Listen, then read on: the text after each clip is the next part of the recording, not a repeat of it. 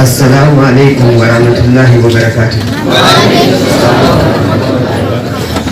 Egaa kabajamtoota shamarranii fi kabajamtoota manguddootaa fi abbootii, egaa asitti anaas afeertanii na afeertan maadaraka irratti guyyaan irraa kun kan keessaniif kan kooti. Egaa yeroo inni asin akkatti achi ilaalu hawwan keenyaa fi shamarran qaqqacalee yeroo asin akkatti achi ilaalus dhiira isaa amma fuudha fajeere. Tanuma hundarraa hawwan keenya dhiirus laatu baaramaa manaa kannanii silaa guyyuma tokko fuudhee wajjin gale.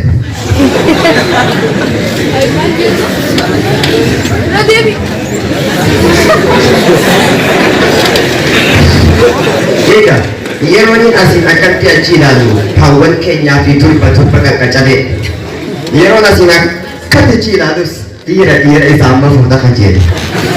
Tanuma hundarraa yaa hawwan keenya turba keessan kana silaanaa fayyadanii halkanuma tokkollee taatu wajjin galee.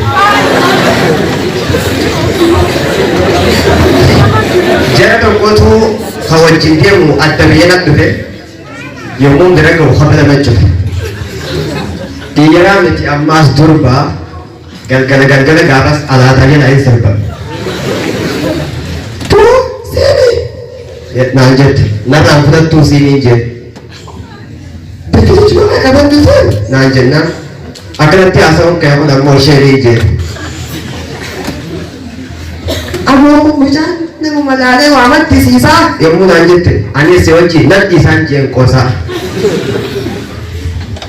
Egaa oduutti fuulduraa hanganaan shaayisan godha jeetii yaadee amma gabanumaan kallattiin karaa oduutti isin deebisaa jechuudha. Tole egaa kabajamtoota daawwattoota keenya oduu isaa kanaa qabadhee dhiyaatee jira. Oduu irraa qabadhe qonnaa jaalala keenya yookiin ammoo dhaabbata keenya al-Iklaas haalota guruppiidhaan oduu isaa kanaatiin kan isin godhe turu ani jeneraaticha keessan Ahmadiin Aliyyiiti. Amma guyyaa keessaa sa'a 6 fi shilingi 68.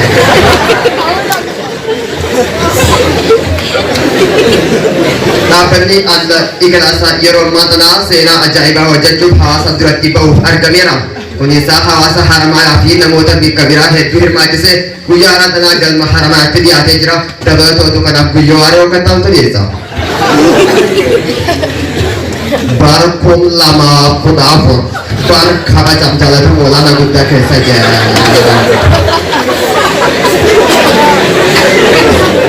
Sir ummati muslima gahee qabatu seenaa ajaa'ibaa godhachuu naddoo jalallee ittiin hintee quraan ofirratti gadi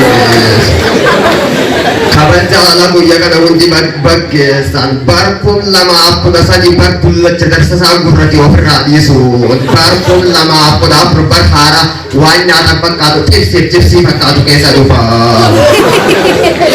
Kana waliin wal qabatu seera ummata muslima gahee guddaa qabatu dhaabbati mumuraatu akkan seenaa ajaa'ibaa ta'uun hawaasni muslimaa hundi irratti argamuun gahee isaa qubatee jira jee.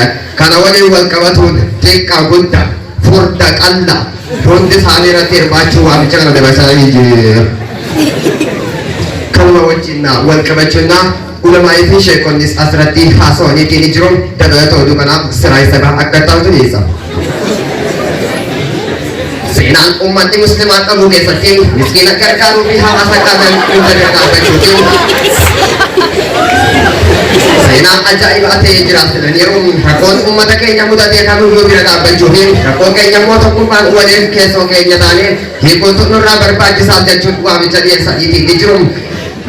Sirna kanarratti barattoonni keessumattuu haramaayaan biyya Muusaa fi Bahuleen beekamtu qofa osoo hin ta'in biyya Naashidaanis beekamtuudha. Kana keessaa wal qabachuun gootonni Naashidaa Nasraddin Muhammadii fi akkasumas Mu'aaz akkasumas Abdurrauf asirratti hirmaachuun kanaan dura lammiilee biyya Filistiinitti dhiibbaan garaagaraa irratti jirtu irratti Naashidaa ajaa'ibaa baasuun isaanii ni yaadatama. Keessumattuu lammiilee Filistiin qofa osoo hin ta'in kan uummata dhiibbaan garaagaraa irratti ga'aa jirtu uummata rakkachaa jiru akka gargaaranis waamicha dhiyeeffameera. Kana waliin wal qabatudha. Gumaachi seenaa ajaa'ibaa ta'e dhaabbatee Iklaas kanaan waan godheefam abbootiin qabeenyaa haramaatis kan biraatis dabalatee gargaaruu qaban yaada jedhu dhaamsa isiniif dabarsinaa. Kana keessatti dhaloonni abdii baruu qonnaan ijoolleen ganna 20 taate kun waan akkanaa hojjechuun haramaa keessattis ta'e akka Afrikaattu waan nama ajaa'ibsiisudha.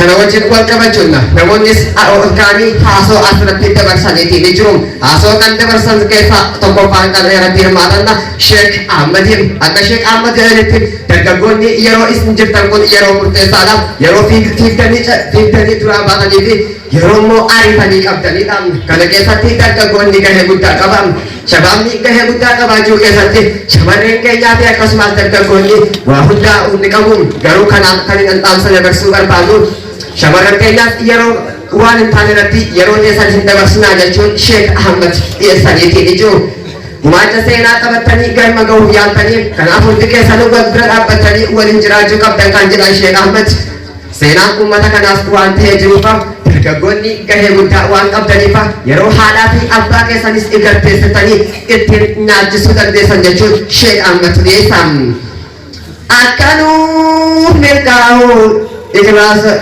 akkam jaasa akkanuu guddatu al-iklaas kuni hoota haa gargaaru waanuma qabnuuni